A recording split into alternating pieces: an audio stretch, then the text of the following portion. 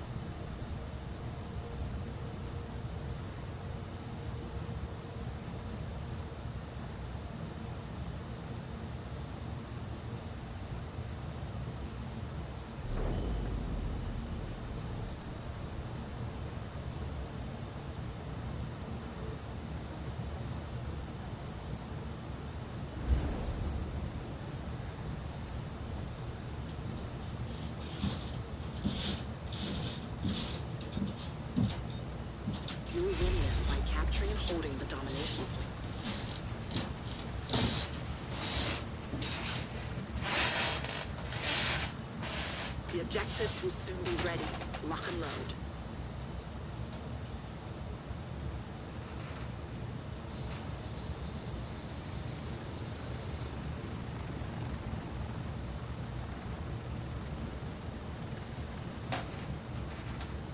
Domination points ready for capture.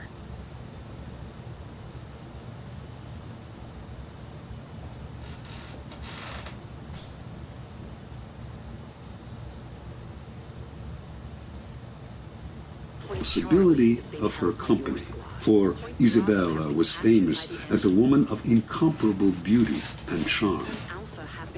In 1500, Louis invited Isabella to a great party in Milan to celebrate his victory. Leonardo da Vinci built an enormous mechanical lion for the affair. When the lion opened its mouth, it spewed fresh lilies, the symbols of French royalty. At the party, Isabella wore one of her celebrated dresses. She had by far the largest wardrobe of any of the Italian princesses. And just as she had hoped, she charmed and captivated Louis, who ignored all the other ladies vying for his attention. She soon became his constant companion, and in exchange for her friendship, he pledged to protect Mantua's independence from Venice. As one danger receded, however, another, more worrying one arose, this time from the south, in the form of Cesare Borgia. Starting in 1500, Borgia had marched steadily northward, gobbling up all the small kingdoms in his path in the name of his father, Pope Alexander. Isabella understood Cesare perfectly. He could be neither trusted nor in any way offended. He had to be cajoled and kept at arm's length. Isabella began by sending him gifts, falcons, prize dogs, perfumes, and dozens of masks, which she knew he always wore when he walked the streets of Rome. She sent messengers with flattering greetings, although these messengers also acted as her spies. At one point, Cesare asked if he could house some troops in Mantua. Isabella managed to dissuade him politely, knowing full well that once the troops were quartered in the city, they would never leave. Even when Isabella was charming Cesare, she convinced everyone around her to take care never to utter a harsh word about him, since he had spies everywhere and would use the slightest pretext for invasion. When Isabella had a child, she asked Cesare to be the godfather. She even dangled in front of him the possibility of a marriage between her family and his. Somehow it all worked, for although elsewhere he seized everything in his path, he spared Mantua. In 1503, Cesare's father Alexander died, and a few years later, the new pope, Julius II, went to war to drive the French troops from Italy.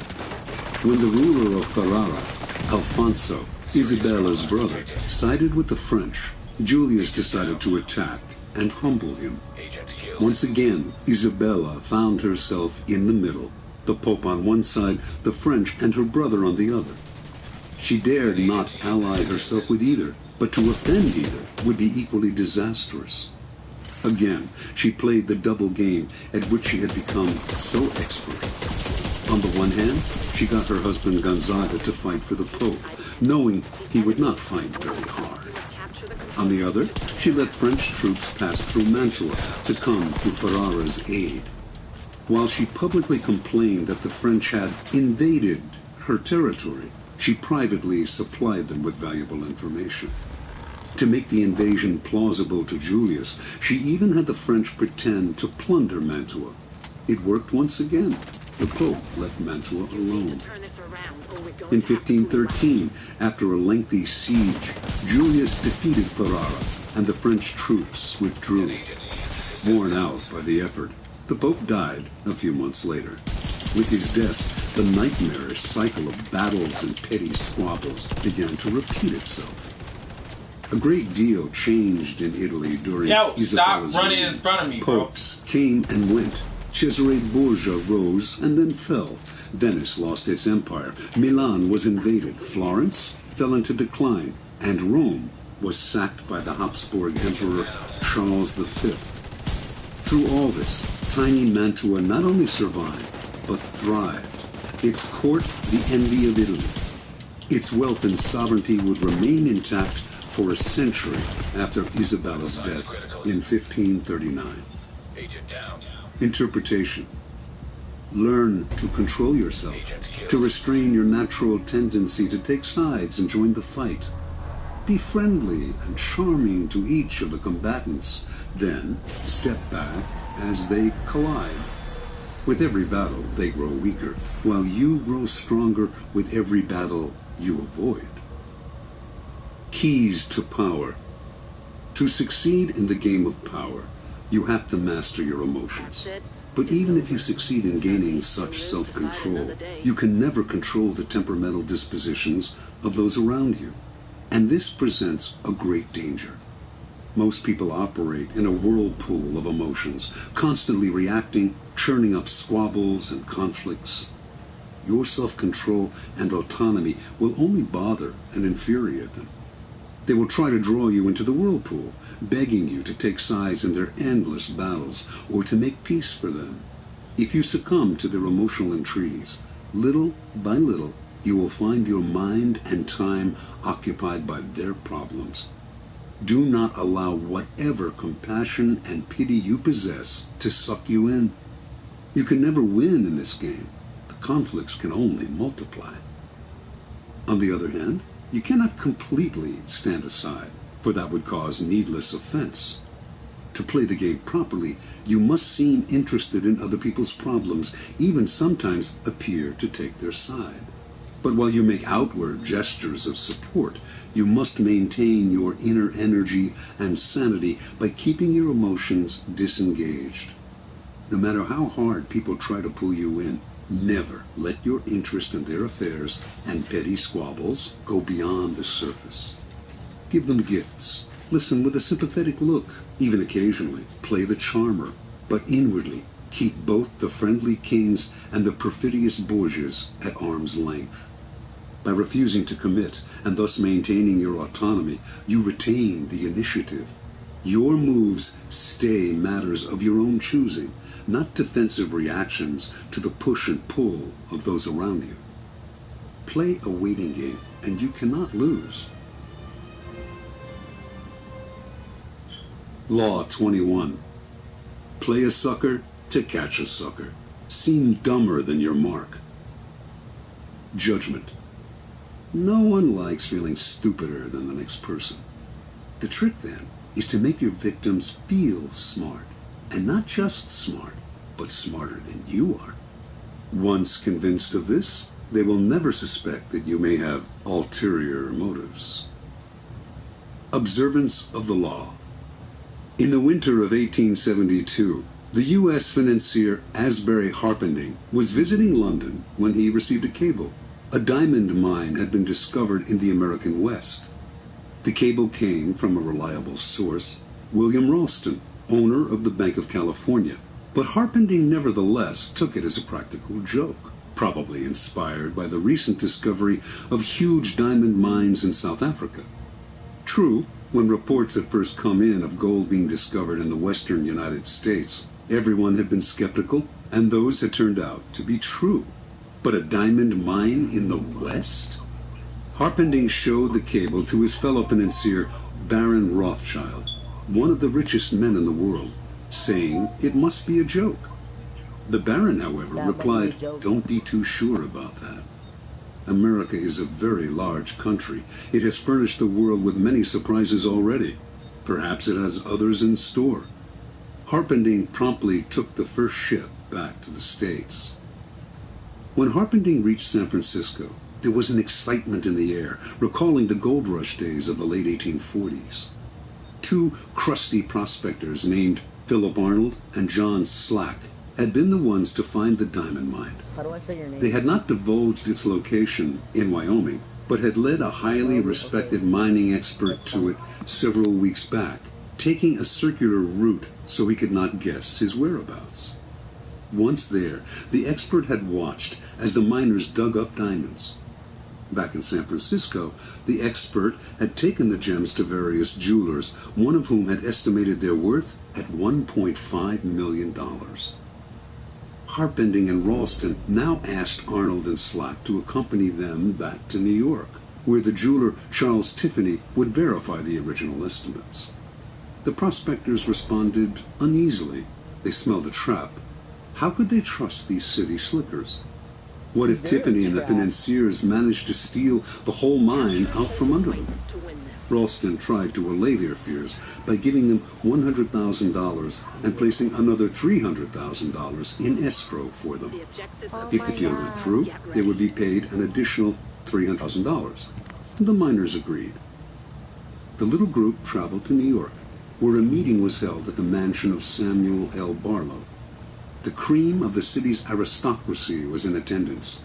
General George Brenton McClellan, commander of the Union forces in the Civil War, General Benjamin Butler, Horace Greeley, editor of the newspaper The New York Tribune, Harpending, Ralston, and Tiffany. Only Slack and Arnold were missing. As tourists in the city, they had decided to go sightseeing. When Tiffany announced that the gems were real and worth a fortune, the financiers could barely control their excitement. They wired Rothschild and other tycoons to tell them about the diamond mine and inviting them to share in the investment. At the same time, they also told the prospectors that they wanted one more test. They insisted that a mining expert of their choosing accompany Slack and Arnold to the site to verify its wealth. The prospectors reluctantly agreed. In the meantime, they said, they had to return to San Francisco. The jewels that Tiffany had examined, they left with Harpending for safekeeping. Several weeks later, a man named Louis Janin, the best mining expert in the country, met the prospectors in San Francisco. Janin was a born skeptic who was determined to make sure that the mine was not a fraud. Accompanying Janin were Harpending and several other interested financiers. As with the previous expert, the prospectors led the team through a complex series of canyons, completely confusing them as to their whereabouts. Arriving at the site, the financiers watched in amazement as Janin dug the area up, leveling anthills, turning over boulders, and finding emeralds, rubies, sapphires, and most of all, diamonds. The dig lasted 8 days, and by the end, Janin was convinced. He told the investors that they now possessed the richest field in mining history. With 100 men and proper machinery, he told them, I would guarantee to send out $1 million in diamonds every 30 days. Returning to San Francisco a few days later, Ralston, Harpending, and Company acted fast to form a $10 million corporation of private investors. First, however, they had to get rid of Arnold and Slack. That meant hiding their excitement. They certainly did not want to reveal the field's real value. So they played possum. Who knows if Janin is right, they told the prospectors. The mine may not be as rich as we think. This just made the prospectors angry. Trying a different tactic, the financiers told the two men that if they insisted on having shares in the mine, they would end up being fleeced by the unscrupulous tycoons and investors who would run the corporation. Better, they said, to take the $700,000 already offered, an enormous sum at the time, and put their greed aside. This the prospectors seemed to understand, and they finally agreed to take the money, in return signing the rights to the site over to the financiers and leaving maps to it. News of the mine spread like wildfire. Prospectors fanned out across Wyoming. Meanwhile, Harpending and Group began spending the millions they had collected from their investors, buying equipment, hiring the best men in the business, and furnishing luxurious offices in New York and San Francisco. A few weeks later, on their first trip back to the site, they learned the hard truth. Not a single diamond or ruby was to be found. It was all a fake. They were ruined. Harpending had unwittingly lured the richest men in the world into the biggest scam of the century. Interpretation. Arnold and Slack pulled off their stupendous con, not by using a fake engineer or bribing Tiffany. All of the experts had been real. All of them honestly believed in the existence of the mine and in the value of the gems. What had fooled them all was nothing else than Arnold and Slack themselves. The two men seemed to be such rubes, such hayseeds, so naive, that no one for an instant had believed them capable of an audacious scam. The prospectors had simply observed the law of appearing more stupid than the mark, the deceiver's first commandment. The logistics of the con were quite simple. Months before Arnold and Slack announced the discovery of the diamond mine, they traveled to Europe, where they purchased some real gems for around $12,000, part of the money they had saved from their days as gold miners. They then salted the mine with these gems, which the first expert dug up and brought to San Francisco. The jewelers who had appraised these stones, including Tiffany himself, had gotten caught up in the fever and had grossly overestimated their value.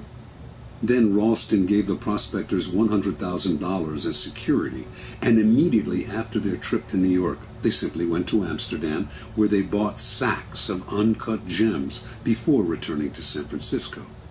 The second time they salted the mine, there were many more jewels to be found. The effectiveness of the scheme, however, rested not on tricks like these, but on the fact that Arnold and Slack played their parts to perfection.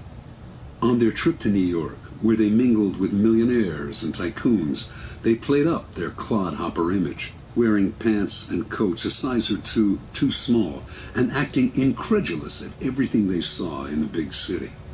No one believed that these country simpletons could possibly be conning the most devious, unscrupulous financiers of the time. Keys to power. Given how important the idea of intelligence is to most people's vanity, it is critical never inadvertently to insult or impugn a person's brain power. That is an unforgivable sin, but if you can make this iron rule work for you, it opens up all sorts of avenues of deception. Subliminally reassure people that they are more intelligent than you are, or even that you are a bit of a moron, and you can run rings around them. The feeling of intellectual superiority you give them will disarm their suspicion muscles. Intelligence is the obvious quality to downplay, but why stop there? Taste and sophistication rank close to intelligence on the vanity scale. Make people feel they are more sophisticated than you are, and their guard will come down. As Arnold and Slack knew, an air of complete naivete can work wonders. Those fancy financiers were laughing at them behind their backs. But who laughed loudest in the end? In general, then, always make people believe they are smarter and more sophisticated than you are. They will keep you around because you make them feel better about themselves, and the longer you are around, the more opportunities you will have to deceive them. Law 22. Use the surrender tactic. Transform weakness into power. Judgment. When you are weaker, never fight for honor's sake. Choose surrender instead. Surrender gives you time to recover, time to torment and irritate your conqueror, time to wait for his power to wane. Do not give him the satisfaction of fighting and defeating you. Surrender first. By turning the other cheek, you infuriate and unsettle him. Make surrender a tool of power. Observance of the law. Sometime in the 1920s, the German writer Bertolt Brecht became a convert to the cause of communism.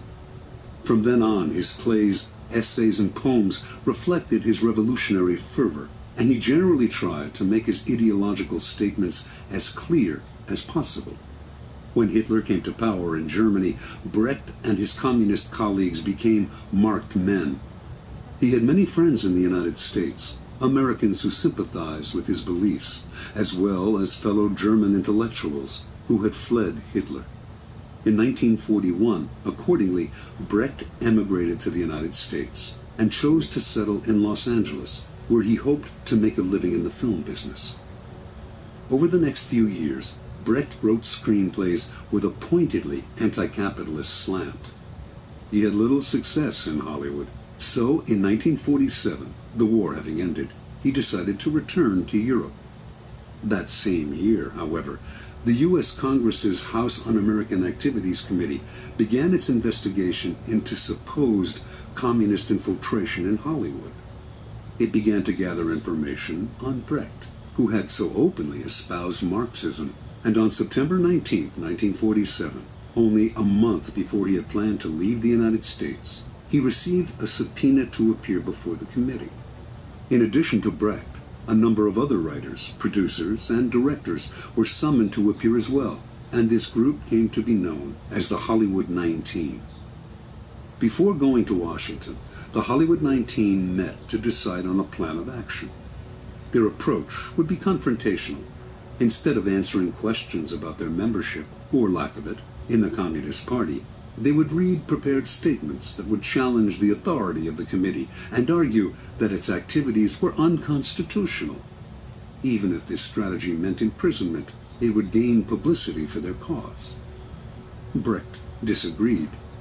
What good was it, he asked, to play the martyr and gain a little public sympathy if in the process they lost the ability to stage their plays and sell their scripts for years to come? He felt certain they were all more intelligent than the members of the committee. Why lower themselves to the level of their opponents by arguing with them?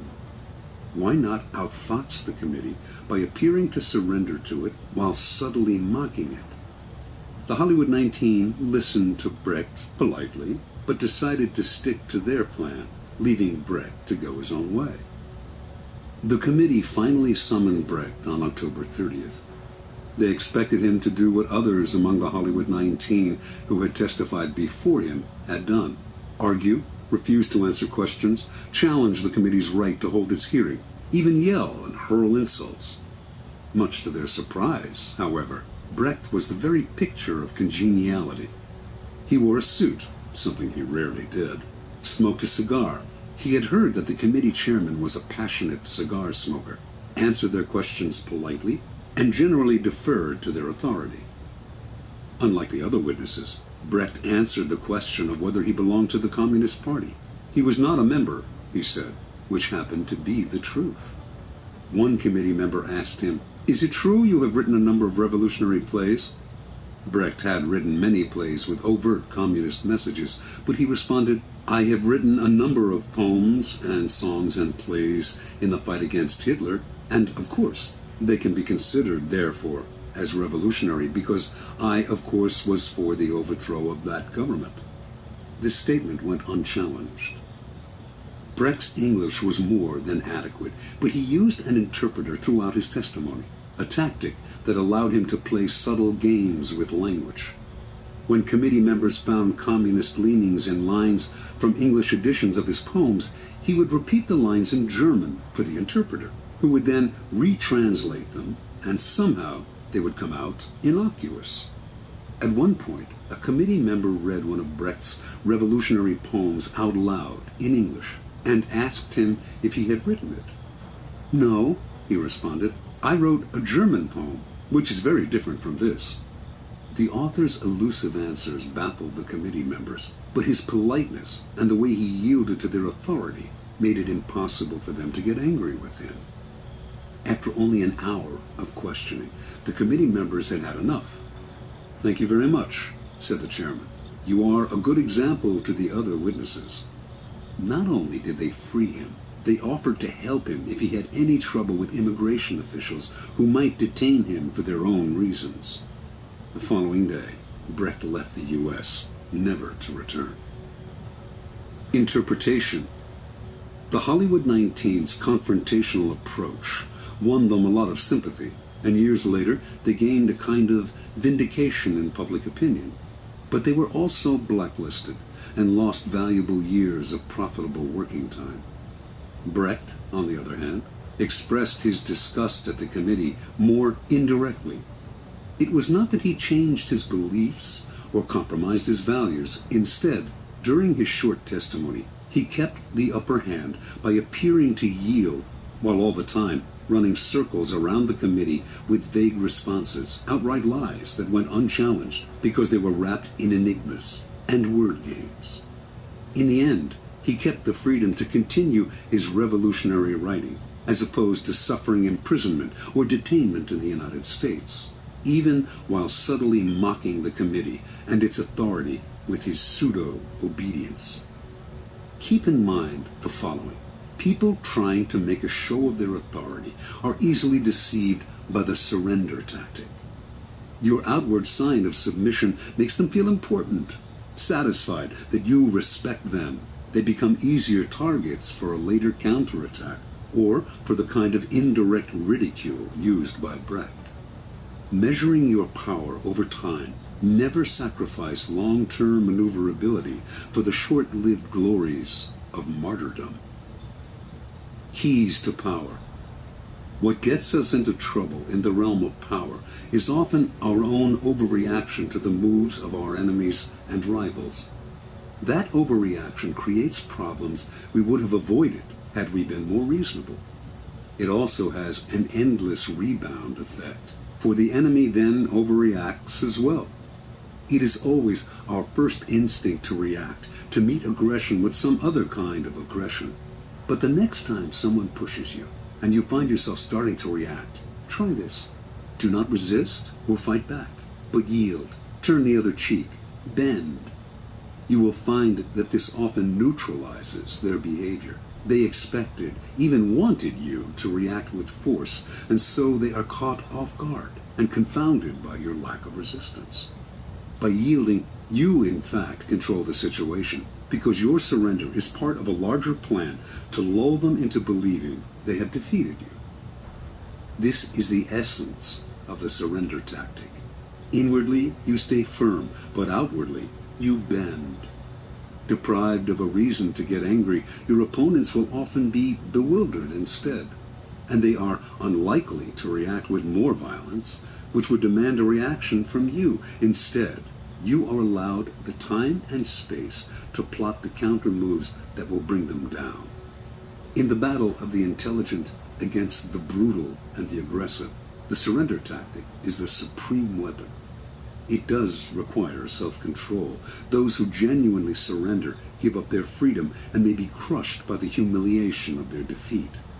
You have to remember that you only appear to surrender, like the animal that plays dead to save its hide. Power is always in flux. Since the game is, by nature, fluid and an arena of struggle, those with power almost always find themselves eventually on the downward swing. If you find yourself temporarily weakened, the surrender tactic is perfect for raising yourself up again. It disguises your ambition. It teaches you patience and self-control, key skills in the game, and it puts you in the best possible position for taking advantage of your oppressor's sudden slide. If you run away or fight back, in the long run, you cannot win. If you surrender, you will almost always emerge victorious. Law 23. Concentrate your forces. Judgment. Conserve your forces and energies by keeping them concentrated at their strongest point. You gain more by finding a rich mine and mining it deeper than by flitting from one shallow mine to another. Intensity defeats extensity every time. When looking for sources of power to elevate you, find the one key patron, the fat cow, who will give you milk for a long time to come. Transgression of the law. In China, in the early 6th century BC, the kingdom of Wu began a war with the neighboring northern provinces of the Middle Kingdom. Wu was a growing power, but it lacked the great history and civilization of the Middle Kingdom, for centuries the center of Chinese culture. By defeating the Middle Kingdom, the king of Wu would instantly raise his status. The war began with great fanfare and several victories, but it soon bogged down. A victory on one front would leave the Wu armies vulnerable on another. The king's chief minister and advisor, Wu Zishu, warned him that the barbarous state of Yue to the south was beginning to notice the kingdom of Wu's problems and had designs to invade. The king only laughed at such worries. One more big victory, and the great Middle Kingdom would be his. In the year 490, Wu Zishu sent his son away to safety in the kingdom of Qi. In doing so, he sent the king a signal that he disapproved of the war, and that he believed the king's selfish ambition was leading Wu to ruin.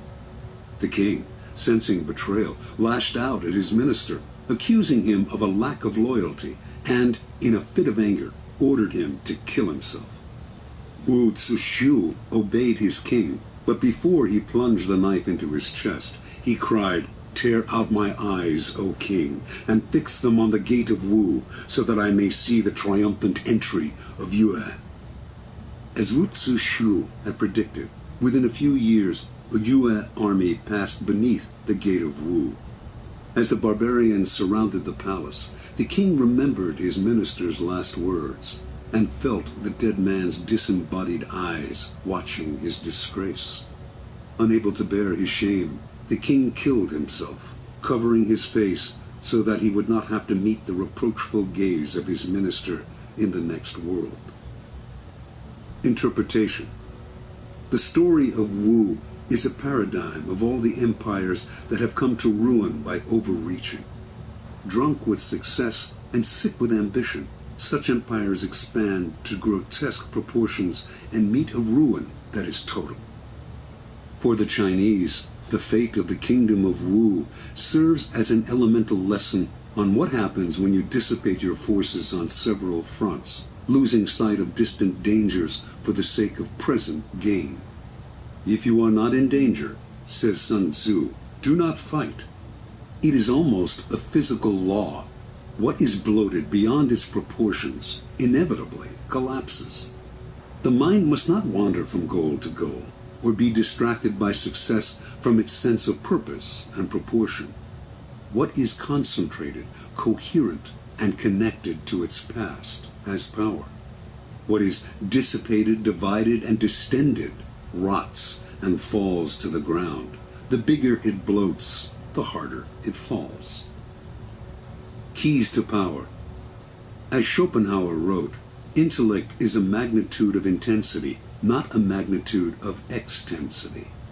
Napoleon knew the value of concentrating your forces at the enemy's weakest spot. It was the secret of his success on the battlefield. But his willpower and his mind were equally modeled on this notion. Single-mindedness of purpose, total concentration on the goal, and the use of these qualities against people less focused, people in a state of distraction. Such an arrow will find its mark every time and overwhelm the enemy. Concentrate on a single goal, a single task, and beat it into submission. In the world of power, you will constantly need help from other people, usually those more powerful than you. The fool flits from one person to another, believing that he will survive by spreading himself out. It is a corollary of the law of concentration, however, that much energy is saved and more power is attained by affixing yourself to a single, appropriate source of power. Throughout his life, the 16th century writer Pietro Aretino suffered the indignities of having to please this prince and that. At last, he had had enough and decided to woo Charles V, promising the emperor the services of his powerful pen. He finally discovered the freedom that came from attachment to a single source of power. Michelangelo found this freedom with Pope Julius II, Galileo with the Medicis. In the end, the single patron appreciates your loyalty and becomes dependent on your services. In the long run, the master serves the slave. Power always exists in concentrated forms. In any organization, it is inevitable for a small group to hold the strings, and often it is not those with the titles. In the game of power, only the fool flails about without fixing his target. You must find out who controls the operations, who is the real director behind the scenes. As Richelieu discovered at the beginning of his rise to the top of the French political scene during the early 17th century, it was not King Louis XIII who decided things. It was the king's mother, and so he attached himself to her and catapulted through the ranks of the courtiers all the way to the top. It is enough to strike oil once. Your wealth and power are assured for a lifetime. Law 24. Play the perfect courtier. Judgment. The perfect courtier thrives in a world where everything revolves around power and political dexterity. He has mastered the art of indirection. He flatters, yields to superiors, and asserts power over others in the most oblique and graceful manner. Learn and apply the laws of courtiership, and there will be no limit to how far you can rise in the court. Court society. It is a fact of human nature that the structure of a court society forms itself around power. In the past, the court gathered around the ruler and had many functions. Besides keeping the ruler amused, it was a way to solidify the hierarchy of royalty, nobility, and the upper classes, and to keep the nobility both subordinate and close to the ruler, so that he could keep an eye on them. The court serves power in many ways, but most of all, it glorifies the ruler, providing him with a microcosmic world that must struggle to please him. To be a courtier was a dangerous game. A 19th century Arab traveler to the court of Darfur, in what is now Sudan, reported that courtiers there had to do whatever the Sultan did. If he were injured, they had to suffer the same injury. If he fell off his horse during a hunt, they fell too. Mimicry like this appeared in courts all over the world. More troublesome was the danger of displeasing the ruler. One wrong move spelled death or exile. The successful courtier had to walk a tightrope, pleasing but not pleasing too much, obeying but somehow distinguishing himself from the other courtiers, while also never distinguishing himself so far as to make the ruler insecure. Great courtiers throughout history have mastered the science of manipulating people. They make the king feel more kingly. They make everyone else fear their power. They are magicians of appearance. knowing that most things at court are judged by how they seem. Great courtiers are gracious and polite. Their aggression is veiled and indirect. Masters of the word, they never say more than necessary, getting the most out of a compliment or hidden insult. They are magnets of pleasure. People want to be around them because they know how to please. Yet they neither fawn nor humiliate themselves. Great courtiers become the king's favorites, enjoying the benefits of that position. They often end up more powerful than the ruler, for they are wizards in the accumulation of influence. Many today dismiss court life as a relic of the past, a historical curiosity. They reason, according to Machiavelli, as though heaven, the sun, the elements, and men had changed the order of their motions and power, and were different from what they were in ancient times. There may be no more sun kings, but there are still plenty of people who believe the sun revolves around them. The royal court may have more or less disappeared, or at least lost its power, but courts and courtiers still exist because power still exists. A courtier is rarely asked to fall off a horse anymore, but the laws that govern court politics are as timeless as the laws of power. There is much to be learned, then, from great courtiers past and present. The laws of court politics. Avoid ostentation. It is never prudent to prattle on about yourself or call too much attention to your actions. The more you talk about your deeds, the more suspicion you cause. You also stir up enough envy among your peers to induce treachery and backstabbing. Be careful, ever so careful, in trumpeting your own achievements, and always talk less about yourself than about other people. Modesty is generally preferable. Practice nonchalance. Never seem to be working too hard. Your talent must appear to flow naturally, with an ease that makes people take you for a genius rather than a workaholic. Be frugal with flattery. It may seem that your superiors cannot get enough flattery, but too much of even a good thing loses its value. It also stirs up suspicion among your peers. Learn to flatter indirectly, by downplaying your own contribution, for example, to make your master look better. Arrange to be noticed.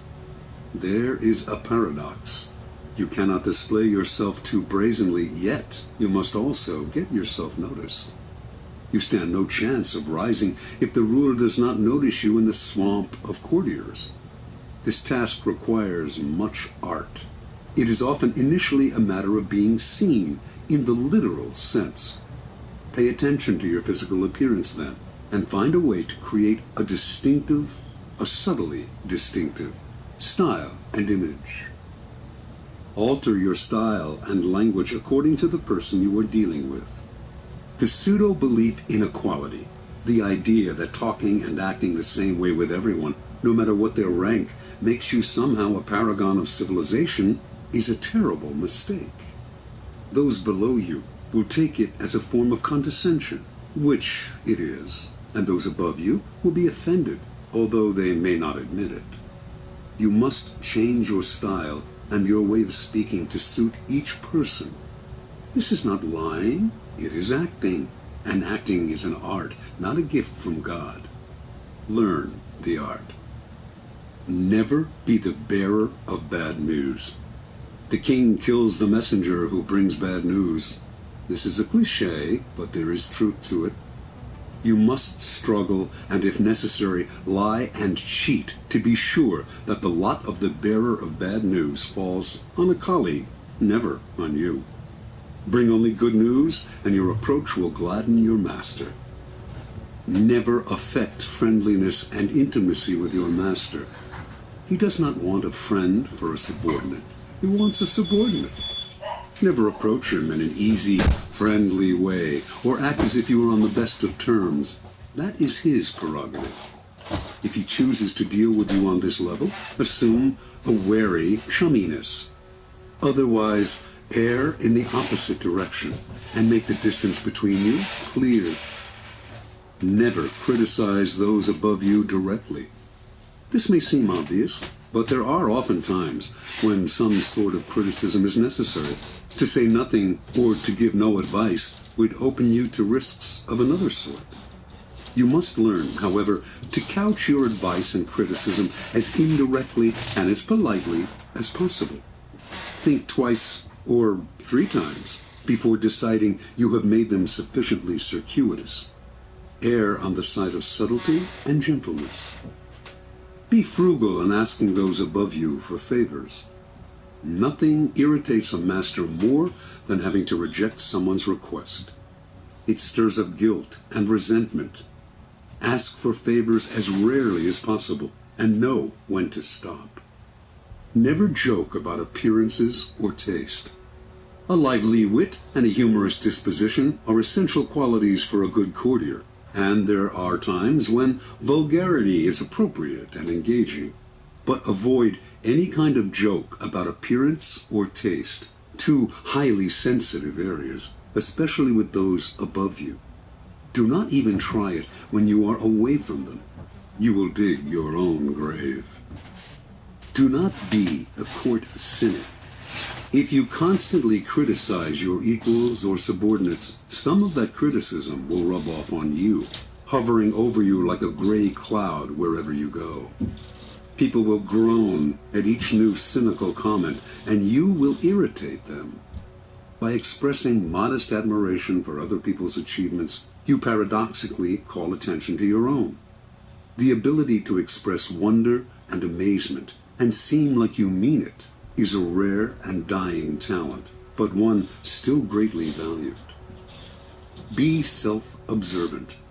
The mirror is a miraculous invention. Without it, you would commit great sins against beauty and decorum.